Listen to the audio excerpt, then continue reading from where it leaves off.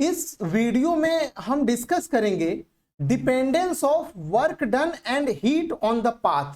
जैसा कि हमने पिछले वीडियो में आपको बताया था कि जो वर्क होता है, किया गया कार्य, और जो थर्मल एनर्जी यानी हीट होता है, वो एक पाथ फंक्शन होता है, एक पथ फलन होता है। यानी वो प्रारंभिक और अंतिम अवस्था के साथ साथ उस पथ पे भी निर्भर करता है कि किस पथ के द्वारा उसको प्रारंभिक और अंतिम अवस्था पे ले जाया गया है। वही हम लोग डिस्कस करेंगे कि जो वर्क और हीट होता है वो कैसे पाथ पे निर्भर करता है। तो इसके लिए हम लोग एक थर्मोडायनेमिक सिस्टम मान लेते हैं। यहां पे ध्यान दीजिएगा, मान लीजिए कोई सिस्टम है, कोई थर्मोडायनेमिक सिस्टम है, उसका जो वो जैसे आप समझ सकते हैं कि कोई मान लीजिए यहाँ पे ये सिलेंडर है और सिलेंडर में क्या भरा हुआ है, गैस भरा हुआ है। इमेजिन करिएगा ये एक थर्मोडायनेमिक सिस्टम है और इस सिलेंडर में यहाँ पे क्या लगा हुआ है, ये पिस्टन लगा हुआ है। समझ पा रहे हैं, ये एक सिलेंडर है, इस सिलेंडर में क्या भरा हुआ है, गैस भरा हुआ है और यहाँ पे एक पिस्टन लगा हुआ है। ये हमारा एक सिस्टम हो गया। मान लीजिए इस सिस्टम का इनिशियल स्टेट आई है। इसका मतलब क्या हुआ, इनिशियल स्टेट आई है तो मान लेते हैं जब ये सिस्टम अपने इनिशियल स्टेट में था तो इसका प्रारंभिक आयतन यानी वॉल्यूम क्या है, V1 है, और उसी समय इसका इनिशियल प्रेशर कितना है, P1 है। ठीक है, यानी यह सिस्टम इनिशियल स्टेट में है, इसका मतलब क्या हुआ कि उसका प्रेशर कितना है, P1 है, और वॉल्यूम कितना है, V1 है। अब इस सिस्टम को हम लोग किसी और स्टेट में ले जाते हैं और इसके लिए हम लोग कई पाथ फॉलो करेंगे। तो मान लीजिए इस सिस्टम को मैं इसके फाइनल स्टेट में ले जाता हूं। अभी मैं पथ नहीं बता रहा हूं, बस समझिए कहां पे ले जाता हूं, इसको फाइनल स्टेट में ले जाता हूं। ये इसका फाइनल स्टेट जो कि यहाँ पे ग्राफ में आप यहाँ पे दिखाई दे रहा है।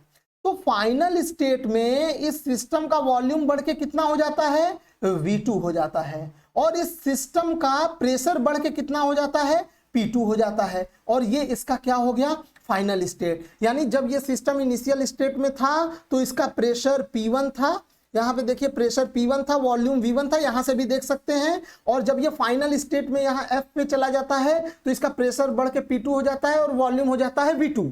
तो ये तो केवल इनिशियल और फाइनल स्टेट हुआ।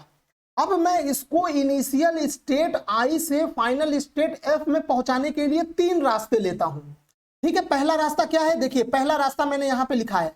पहला पथ हम लोग इसको पहले I से कहां पे ले जाएंगे, B पर, फिर इसको B से कहां पे ले जाएंगे, F पर ले जाएंगे।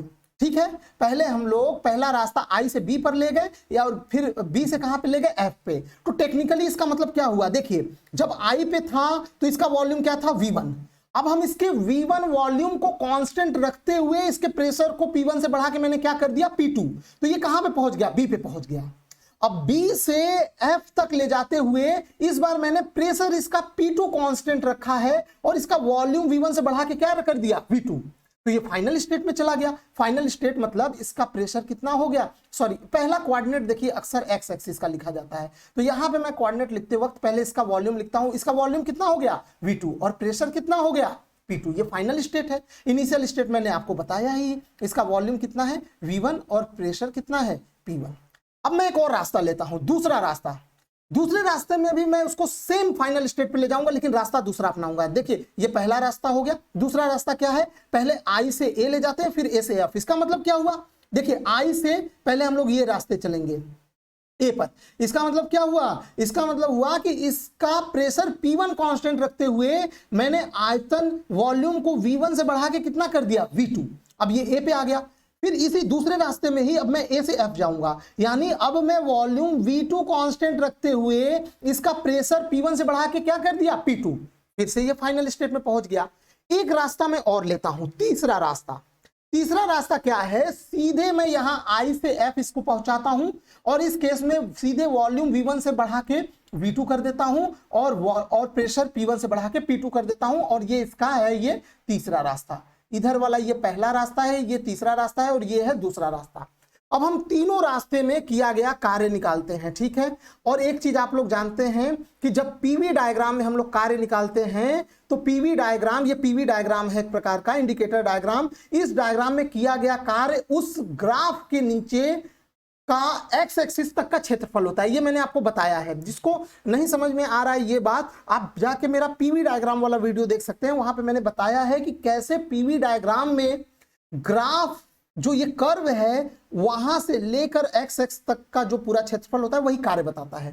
तो चलिए पहले पाथ में मैं कार्य निकालता हूं। तो देखिए केस फर्स्ट में जो वर्क डन है जब आप निकालेंगे तो देखिए यहां पे मैं क्या लिखा हूं, केस फर्स्ट में, एक मिनट जरा सेट कर लूं। हाँ, यहां पे देखिए पहले केस में वर्क डन फॉर पाथ 1, तो पाथ 1 क्या है, W1 उसको मैं नाम देता हूं। तो W1 कब कैसे निकालेंगे, I से B गया, B से F गया। तो देखिए इसको मैं दो भागों में बांट देता हूं।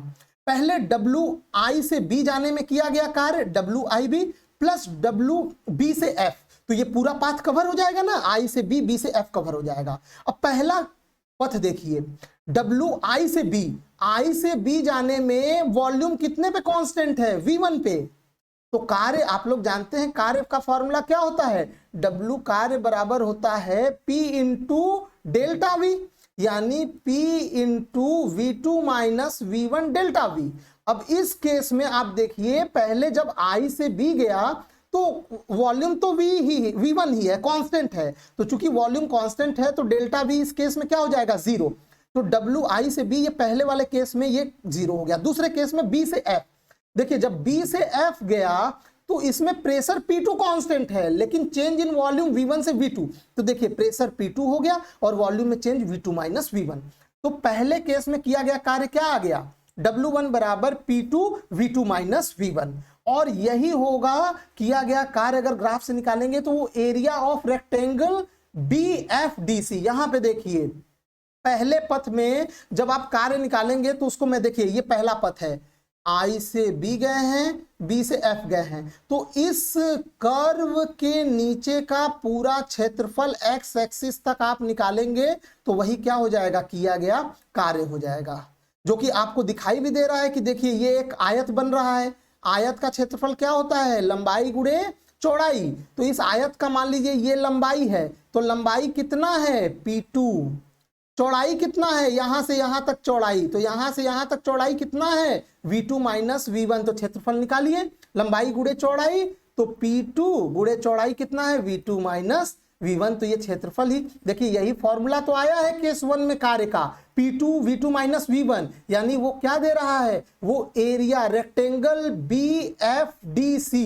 रेक्टेंगल BFDC, ये रेक्टेंगल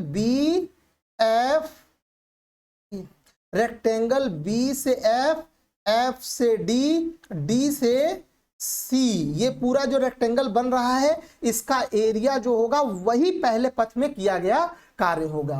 अब हम लोग दूसरे पथ की ओर बढ़ते हैं। दूसरा पथ क्या है, दूसरे पथ में हम लोग I से A गए हैं, I से A गए हैं, फिर A से क्या गए हैं, F की ओर गए हैं। तो चलिए इसका हम लोग कार्य निकालते हैं। तो देखिए सेकेंड केस में कार्य क्या आ जाएगा, यहां पे देखिए सेकेंड केस में वर्क डन I से A से F, तो इसको भी दो भागों में बांट दीजिए, WI से A एंड WA से F। तो देखिए पहले केस में I से A जब मैं गया हूं तो पहले केस में देखिए यहां पे प्रेशर P1 कांस्टेंट है और वॉल्यूम में चेंज V1 से V2 हुआ है।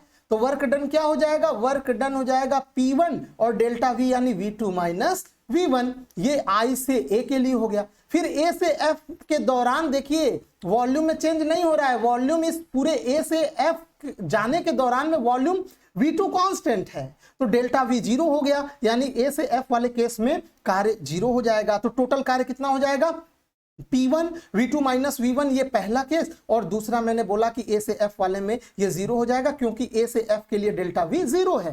तो सेकेंड केस में जो वर्क डन आया W2 बराबर P1 V2 माइनस V1, और ये एरिया होगा रेक्टेंगल IADC का। अब देखिए इसमें ग्राफ से कैसे निकालेंगे इसका एरिया। अब देखिए दूसरा पथ हमने लिया है कौन सा, फिर से देखिए यहां पे I से गया A, फिर A से गया F। तो अब एक काम करिए, यहां पे आपको एरिया निकालना है इस कर्व के नीचे। तो ये कर्व चूंकि यहां से शुरू हुआ है, इधर ये ऊपर गया है, तो इसके नीचे का एरिया एक्स एक्सिस तक आप निकालेंगे तो कितना आएगा, केवल इतना ही पार्ट आएगा जितना मैं शेड किया हूं। ठीक है, रेक्टेंगल IADC का आप एरिया निकालेंगे, वही वर्क डन देगा। ग्राफ से भी देख सकते हैं फॉर्मूले से, ये एक आयत की तरह दिखाई दे रहा है। इस आयत की लंबाई, रेक्टेंगल की लंबाई P1 यहां से यहां तक है, और यहां से उसकी मोटाई देखिए, इसकी चौड़ाई कितना हो जाएगा, यहां से यहां तक केवल कितना आएगा, V2 माइनस V1 घटा देंगे तो ये यहां से यहां तक इसकी मोटाई आ जाएगी एक्स एक्सिस पे। तो आप क्षेत्रफल निकाल लीजिए, P1 गुणे मोटाई क्या है V2 माइनस V1, जो कि किए गए कार्य के बराबर आ रहा है।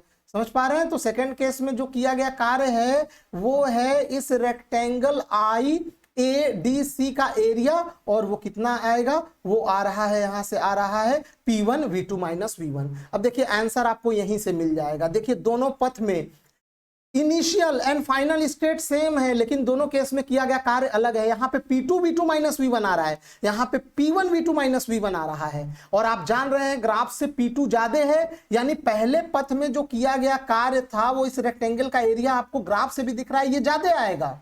और सेकेंड केस में जो किया गया कार्य है वो इस छोटे वाले यहां से रेक्टेंगल का एरिया है, जो कि कम आएगा। फॉर्मूले से भी देख सकते हैं, पहले केस में आ रहा है P2 V2 माइनस V1, और दूसरे पथ में आ रहा है P1 V2 माइनस V1। दोनों में V2 माइनस V1 तो सेम रहेगा, लेकिन पहले पाथ में प्रेशर P2 ज्यादा है और दूसरे पाथ के लिए प्रेशर P1 कम है, यानी पहले पाथ का एरिया ज्यादा है, तो इसीलिए पहले पाथ में किया गया कार्य ज्यादा होगा और दूसरे पाथ में किया गया कार्य कम होगा। जबकि इनिशियल और फाइनल स्टेट दोनों में सेम है, दोनों पथ में प्रारंभिक और अंतिम अवस्था सेम है, बस मैंने वहां तक पहुंचने का रास्ता अलग अलग चूज किया है। और देखा मैंने कि कार्य क्या कर गया, बदल गया। यानी कार्य जो है वो किस पे निर्भर करता है, वो पथ पे निर्भर करता है। समझ में आ रहा है ना?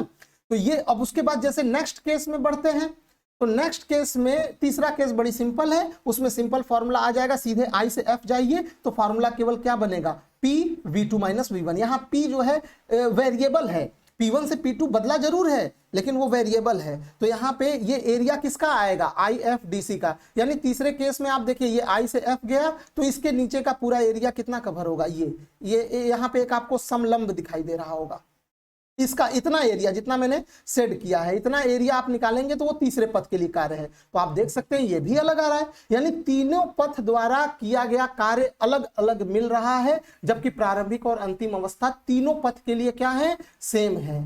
इसीलिए जो कार्य होता है वो एक पाथ फंक्शन होता है, वो प्रारंभिक अवस्था और अंतिम अवस्था के साथ साथ वो उस पथ पे भी निर्भर करता है कि उसको किस पथ के द्वारा प्रारंभिक और अंतिम अवस्था पे ले जाया गया है। तो यहाँ पे आप फाइनल कंक्लूजन क्या निकालेंगे कि तीनों केस में जो ग्राफ का एरिया आया वो अलग अलग आ रहा है, इसीलिए तीनों केस में कार्य भी अलग अलग आएगा। इसका मतलब work done in a process is a path function, वो पथ पे निर्भर कर रहा है वर्क डन।